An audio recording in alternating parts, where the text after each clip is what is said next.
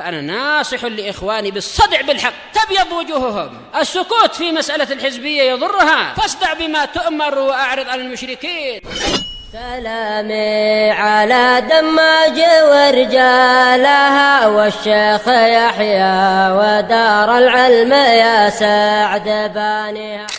Bismillahirrahmanirrahim. Waalaikumsalam warahmatullahi wabarakatuh. Yang ana tahu baik di sini ataupun juga di Indonesia, yaitu kalau hutang ke dealer atau ke toko-toko motor yang besar itu prakteknya adalah ada orang ketiga, ada semacam perusahaan pembiayaan atau perusahaan pendanaan. Jadi perusahaan itu membayar langsung ke dealernya, jadi dealernya sudah tidak rugi sama sekali dan sudah tidak memikul kekhawatiran sama sekali karena perusahaan inilah yang membayar. Prakteknya kita ini kita sebagai pembeli, kita ini yang hutang ke orang ketiga itu. Dan mustahil orang membuat perusahaan pendanaan dalam keadaan dia tidak cari untung. Maka yang seperti ini riba karena dia membayar cash, kemudian orang lain membayar kepada dia pembayaran hutang tadi secara bertahap dan ada untung. Waalaikumsalam. Maka timbullah riba di situ. Orang ketiga mendapatkan untung. Dia bayar ke dealer mungkin anggap aja 8 juta ke berapa. Kita bayar ke dia dengan angka jadi lebih-lebih. Maka ini adalah riba. Dia dapat untung. Adapun kalau betul-betul murni dealernya itu yang memikul, seperti kedai-kedai kecil, kita beli gula, beli garam, bayarnya nyicil. Ini tak masalah. Tetapi masalahnya adalah prakteknya dealernya bukan betul-betul menghutangi kita. Dealernya sudah dibayar cash oleh pihak ketiga. Pihak ketiga ini yang menghutangi kita dan kita bayar ke dia dan pihak ketiga itu dapat untung. Maka ini haram. Kecuali apabila pihak ketiga ini sama sekali tidak mencari untung. Memang harga cashnya adalah 8 juta, dia menghutangi kita juga 8 juta, tidak lebih. Maka yang seperti ini tidak mengapa. Wallahu a'lam. Jadi lihat prakteknya macam mana. Adapun masalah perselisihan, hatta masalah musik, hatta masalah khamr, itu pun ada perselisihan, yaitu bukan khamr secara zatnya, tetapi pada praktek-prakteknya diperselisihkan ini khamr atau tidak, padahal memabukkan dan seterusnya. Boleh dikatakan terlalu banyak perkara yang terjadi perselisihan. Tetapi apakah ketika ada perselisihan berarti yang haram jadi halal, hukum Allah dianggap tidak, yaitu belum mantap? Selama ulama masih berselisih berarti hukum Allah yang dalilnya jelas berarti dianggap tidak jelas. Hukum ternyata betul-betul di tangan ulama, tak betul itu.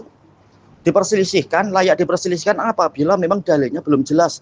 Kalau dalilnya sudah jelas, maka yang menyelisihi dia yang salah besar, dia yang menentang dalil atau istilahnya yaitu salah dan sebagainya.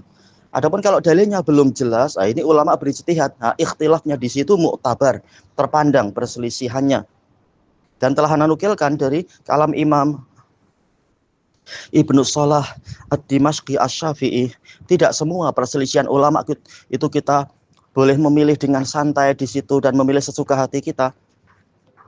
Karena ini berarti cari-cari keringanan saja. Mencari keringanan, orangnya jadi terancam jadi zindiq, jadi munafik.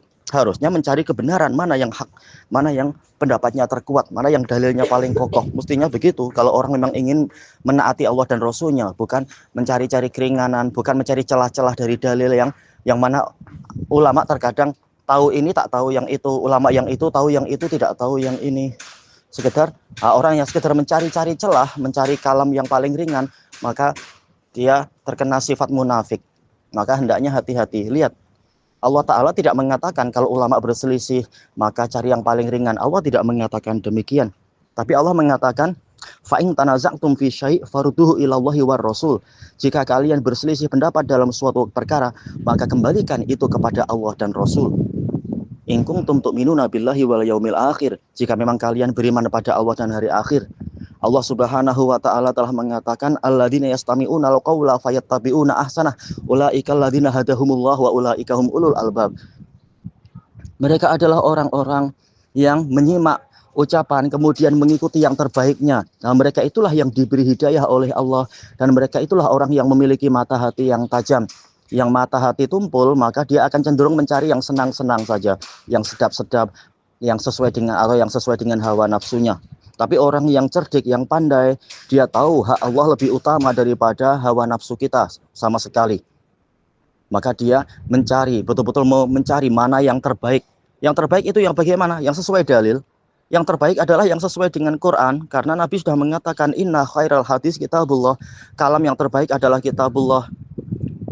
Dan yang terbaik adalah yang ikut sunnah Nabi. Nabi mengatakan wa khairal hadiyi hadiyu Muhammad sallallahu alaihi wasallam, sebaik-baik jalan adalah jalan Nabi Muhammad sallallahu alaihi wasallam. Jadi ketika mendengar ucapan-ucapan, bukan mencari yang paling ringan atau sedap atau sesuai hawa nafsu, tapi mencari mana yang benar, kata Allah Ta'ala. Mencari mana yang terbaik. Yang terbaik adalah yang sesuai dengan wahyu. Wallahu a'lam walhamdulillahi rabbil alamin.